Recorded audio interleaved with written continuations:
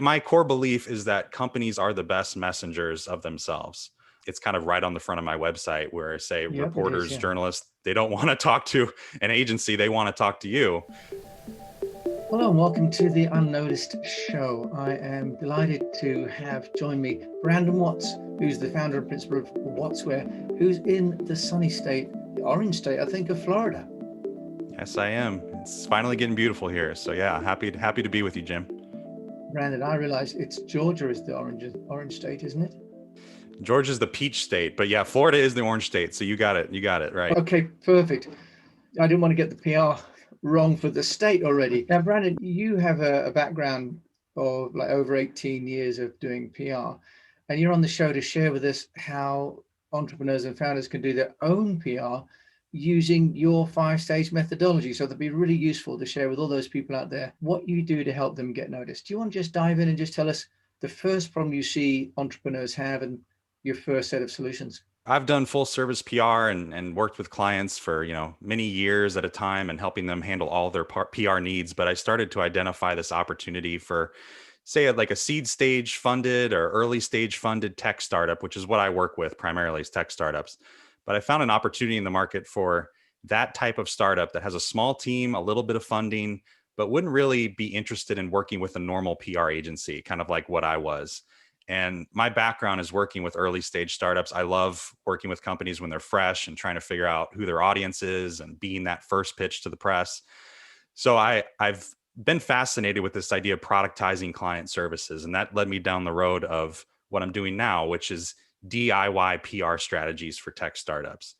And so, yeah, it's broken down into about 5 steps, but essentially have a kickoff meeting with a client, learn about their goals, what they want to achieve, their competition. I go off, create a strategy with them, review it, see what they think. We adjust it as needed, and then present that final strategy to them and the training on how they can execute it. So they'll know their messaging, they'll know who they should talk to, they'll know when they should talk to their clients about certain things. And then I'm also giving them the training to be successful at it. And so that's kind of how the process breaks down. And then after 3 months, I have a review call with them to find out how it's going, to see, what their challenges are. Is it working for them? What can we tweak? So that's kind of how the service is productized, but it is a solid scope. So about working with companies for about a month to get them through this program. And then, hopefully they have everything they need to do their own PR successfully as a small team.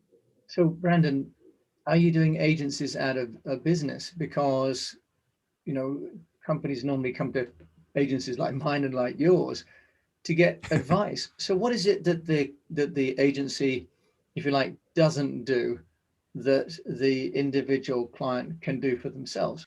Yeah, well, I do have a belief, and I'm with you. I mean, I'm a normal PR agency too. I'm not going to reject a good client that I can help full time and really assist them. I just saw this separate need, the clearly defined need for a certain type of customer, and really I've wanted to experiment with this for many years. So I figure COVID's the right time to try this. We're all trying different things, and here we are. But yeah, my core belief is that companies are the best messengers of themselves. It's kind of right on the front of my website where I say Yep, it is. reporters, Yeah. journalists, they don't want to talk to an agency, they want to talk to you. And sometimes as a PR professional, you kind of feel like a middleman. You feel like you're the bridge between two different entities that really want to talk to each other anyways. And so, especially with a small company that can't afford an agency, wants to handle it themselves, giving them them the ability to know, how to talk to the press, when to talk to the press, what to say, it to me it drives a closer connection, and it really helps them to create their own success because they can have that relationship directly. Now as that company scales, they're probably going to want to hire a full-time PR agency, and that's totally understandable. But again, we're talking about a very small team, maybe raised 1.2 million in funding, so they're not looking to just expense a ton of things and do all sorts of different projects. They're trying to be lean and be productive, and that's where this comes in, because really it's about the cost of 1 month's retainer and they're done. So it's very Yeah. realistic for them and they can implement it. But I think you're right about that idea that, as agencies, we really are middlemen and we help to package and groom a client to be prepared for the journalist. But also we do know the journalists and what they're looking for in advance because we have Mm-hmm. relationships with the media that the client often doesn't have the time to build. How do you help them to overcome that problem? Because that's a structural one, right? They don't spend their time dealing with journalists in the way that we do for multiple clients for many, many years. Yes. Yeah, and it's pretty straightforward advice. It's what we do as PR people, but it's helping them to appreciate it, which is essentially turning to Twitter. Really what I encourage clients to do is, part of my process is helping them to understand who their prioritized contacts are. So of course there's hundreds, thousands of people you could communicate with through PR activities. But generally, you want to find who has the most impact, the best fit, who's worth your time and attention in an ongoing way. And so I simply encourage my clients or anyone who's listening, follow those people on Twitter, spend 15 minutes a day just reviewing what they're saying, interact with them, see what they're asking for. It's amazing how transparent reporters are about what they need for a story or what's interesting to them. And so if you give yourself a 15-minute investment per day, you're going to be pretty close to what they're thinking about and what they're looking for. And that's how I get around that idea of, PR people always know what everyone in the press wants. They may be true to some extent, but even us, we're divided with a lot of different clients, and it's kind of hard for us Yeah. to always know what everyone's looking for. So that's the advice, is just be a listener on social media, interact with them and find out what they want to hear about, and that's going to land your pitch better. Then the other obstacle often for clients is one of self-confidence. I've found, especially with tech clients that I've worked with, and they're like, I'm not socially that comfortable. How do you help them to articulate their messages in a clear and structured way so that the journalists can understand it? Because often the technical people get very technical and the sales people get very sales driven. Yes, well, that's very true. I try to break it down, and this is what I do in my own work, but also advising clients, is less is always more. And part of the process with working with clients on this DIY approach is figuring out what the competition's doing, what you have unique, how can you sum it up in a boilerplate, like you see at the end of a press release, that paragraph. My messaging always starts with that. We try to nail that down first to make that as clear, comprehensive, appealing as possible. And then your pitches come from that. And so one of the things I do too, and I picked this up from a guy named Donald Miller. He has a book about story brand. He has this philosophy, incredible book on communication if you want to read about that. But he guides you through storytelling principles. And I've kind of used that for my pitches. And I have a storytelling framework, which is very simple, which is basically problem, solution, experience, results. If you can combine those four elements in a very simple way in a very short pitch, that's really what you need to get attention. And I've looked at a lot of data on this, and you realize that journalists, their preference for a pitch is 1 to 2 paragraphs, and I think something like 37% prefer 2 to 3 sentences for an initial pitch. So sometimes we get in our own heads and complicate it, like we have to tell this incredible long story and all these different elements. Really, journalists are time constrained. They get hundreds of pitches. They need to know in 3 seconds if it's interesting. And so helping companies realize, make the initial contact very straightforward, simple, attractive. And then if you get a meeting, a briefing, or a request for an interview, flush out the story, make it more verbose and, tied to your goals. But to me, it's all about that initial contact. You have to get that first, because the rest won't matter if no one's going to give you Yeah. attention. If you have got that journalist interested in your story, Brandon, how are you helping the clients to understand how to, if you like, fill out that story as you talk about, to build it out? Because there's a skill as well in structuring the content for the media, isn't there? You want to talk through Yes, some of the there key is. elements that are required for the journalist to actually be able to use it? Yes. So I've been taking a data focused approach on this, and there's some really good surveys that have been done for our industry. And I'm sure you're aware of them through like Muckrack and Cision, where they interview a lot of different journalists and find out preferences and what's working, what's not. So I try to apply their research and show, what do the journalists actually say they want. So this isn't hypothetical. Like, what's the outline of a structure they appreciate? What format, what kind of images do they want? You know, Using their actual feedback to factor into a company's strategy. And a big part of that too is not just knowing the data and how that comes into it, but developing, for me, I think, a quarterly PR strategy for a year. That's usually what I create in my process. Mapping out which types of goals you want to achieve along the way. if you know how to communicate effectively and you know when to say the right thing, that's 90% of the battle. A lot of the formatting things are reporter specific, but if you can follow some best practices and have some building blocks on your story throughout the course of a year, generally that works out. And the idea too is that these companies are going to have dealt with these reporters along the way. They'll get some feedback, so they should know, just like we do when we work with reporters, we know what their personal preferences are because we've been talking to them over a course of time. So those three things combined really help them to be productive and deliver what's needed. Now, a key aspect that I find with clients is they're always very keen on talking about themselves, and the content they produce tends to be quite internally focused and often quite technical, especially with the technology guys. How do you help them to understand the creative aspect of PR, the use of infographics, for example, infomercials, and mixing it up? So, Brandon, how do you help them to get a little bit more creative? Because you've dealt with the communication plan, but it's not just a process, is it? There's an art Hmm. to PR. Correct. Yeah, and that's something that I always try to include in the plan is, if you're just writing a bunch of long blog posts, that works for some companies, but to me that's a little uninspiring.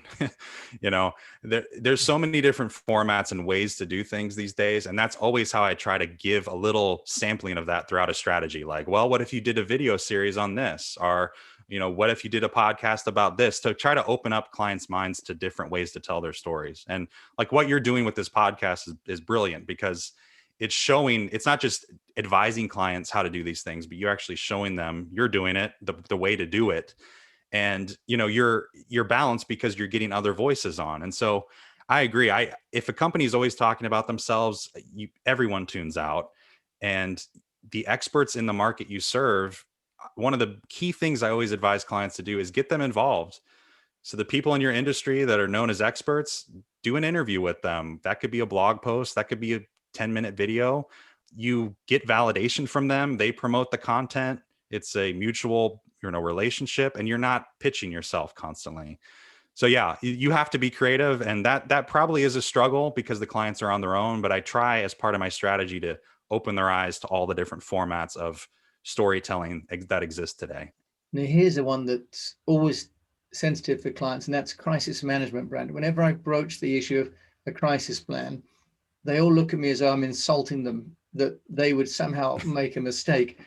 But I was reading recently, actually, it's the Buzzsprout hosting got a DDoS, denial of service attack on their hosting. And so now crises are not necessarily a function of the company, but of the environment, right? How are you helping them to prepare, or are you helping them to prepare for a crisis?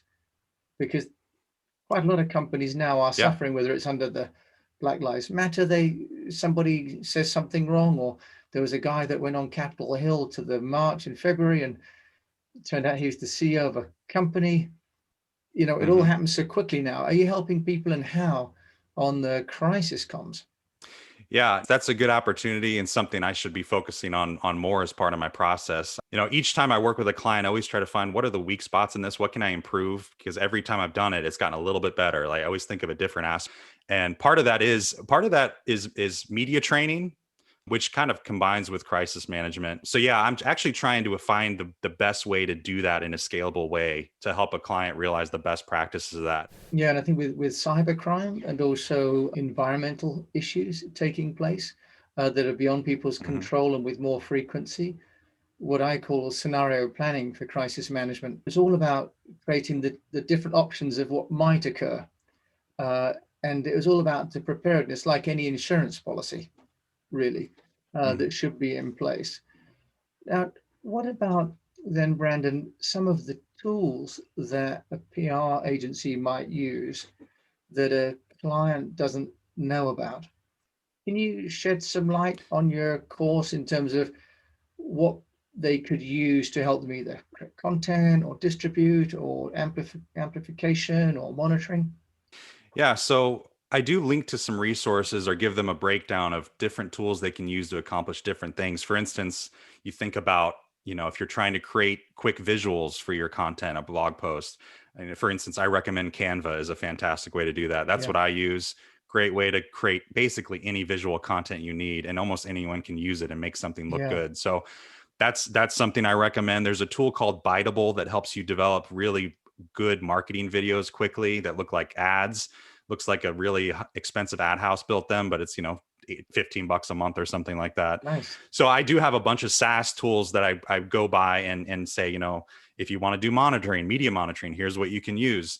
Now, when I talk to companies, I try to have covered all the basics that they need, so they don't need to use a lot of different tools. But it's basically, as you grow your PR efforts, what are tools that you don't know about yet that I can instruct you on. They're going to make your life a lot easier. And part of that could be newswire distribution. It could be SEO optimization. So I have some recommendations for how to do that. So yeah, that's all part of the process, but kind of at the end of it, where, if you want to really amp up your efforts, here are the tools I recommend that you should use to do that effectively. Sheryl Sandberg, former COO at Facebook, said that the media aren't really interested in the small companies. And as we know, 90% of companies are less than 200 people. So what hope has the solo entrepreneur got then, Brandon, of getting noticed? I think they have a lot of hope. That's why I like to work with them. That's why I'm going back to working with smaller startups. Now, you have to have a good story and you have to be willing to tell a good story. And that's part of what we do as PR people. You have to coax it out of your clients. It's funny, they get really ambitious when they talk to VCs and raise funding. But then for some reason, I notice a lot of times when they want to talk to the media, it doesn't quite be as ambitious as you'd like. And so it's just helping clients realize you have to tell a big story. Anyone can get attention if you've got a good story and you can back it up. You've seen people that just build websites in their basement and get a ton of attention because they do great work. I mean, it's the quality of the work and it's how you talk about it. And it's kind of unfair how PR agencies that work with huge clients, like if you work with Tesla, you're going to get attention for anything you Yeah. do. Yeah. There's no doubt about it. But you've got to put a little more effort for the smaller guys. But I never think it's impossible. Is it going to be hard? Yes, but that's where we come in and try to, as PR people, give advice to find the most appealing angle and get them attention. So it can be done, and it's done every day. And what about the use of owned content channels? Because that is really the preserve, isn't it, of the solopreneur, the entrepreneur. They can control their own outlets. So Mhm. can you give us an idea of emphasis? Do you ask them to focus on their own channels or the earned channels first? Yes. So own channels for sure. And what I like to do is emphasize content themes. And content themes could be per quarter, but they apply to all sorts of channels. That applies to content you create, pitches you share, maybe some ads you make. So it gives them some flexibility on any content related to that. But I'm a big fan of Jenny Dietrich. She has a blog called Spin Sucks that's really popular in the PR industry. But she has this model, the peso model, which you start to hear a lot about in PR: paid, earned, shared, and owned. Okay. And the idea is that all of those things have to work together. It might start as a blog post on your owned channel, and then you use earned media to pitch it to the press. You then share it on social and you amplify it with paid advertising. And when all four of those things are working together, that's how you get the most mileage out of any piece of content. But usually it always starts with owned content, whether that is a blog post or even, in my mind, a pitch is sort of owned content because you're creating a story that you're then externally sharing. So yeah, but that's a key part of it. You can't just rely on outside channels. You need to be starting internally and then amplifying that. So I'm a big fan of that model. Brandon, if you want to find out more about Brandon Watts and the Wattsware and the fantastic services you provide, how can they find you?